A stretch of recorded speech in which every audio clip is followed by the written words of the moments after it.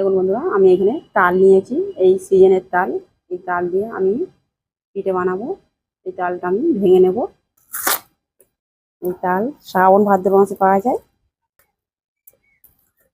খোসাগুলো ছাড়িয়ে নেব। খোসাগুলো ছাড়িয়ে নিয়েছি, এইভাবে ছেনে নেব।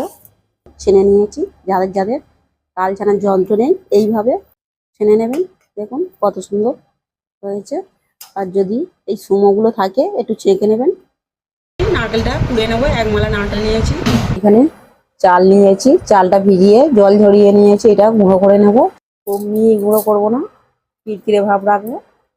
এই তালের নোড় নিয়েছি, এই নোড়ে নুন দিয়ে দিচ্ছি, চিনি, নারকেল কুড়ো, ময়দা, চাল গুঁড়ো একসাথে ভালো করে মাখিয়ে নেব। একটা প্যাকেট নিয়েছি, এই প্যাকেটে আমি দিয়ে দেবো। এইভাবে বানাবো। প্যাকেটে দিয়ে, প্যাকেটে তেল দিয়ে দিচ্ছি, গায়ে যাতে না লেগে যায়। মিশ্রণটা এবার এই প্যাকেটে দিয়ে দেবো। এর ভিতর সবটা দিয়ে দিয়েছি। এবার আমি এর মুখটা বেঁধে দেবো। এখানে জল দিয়ে ফুটিয়ে নিচ্ছি। এরকমভাবে দিয়ে চাপা দিয়ে দেবো। খুলে একবার উল্টে দেবো। দেখুন এই মুখটা ওপরের দিকে থাকবে, জলে দিয়ে থাকলে জল ঢোকার ভয়।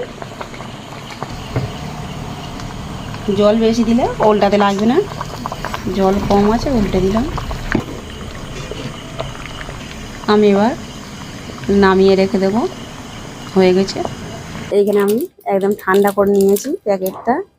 দেখুন শক্ত হয়ে গেছে গা। এবার আমি মুখটা খুলে নেব। দেখুন কত সুন্দর হয়েছে। আমি ভর্তি করে দিয়েছিলাম, ওই জন্য হতে দেরি হয়েছে। আপনারা পারলে একটু কম করে দেবেন, মুখ ভর্তি করে দিলে হতে টাইম যায়।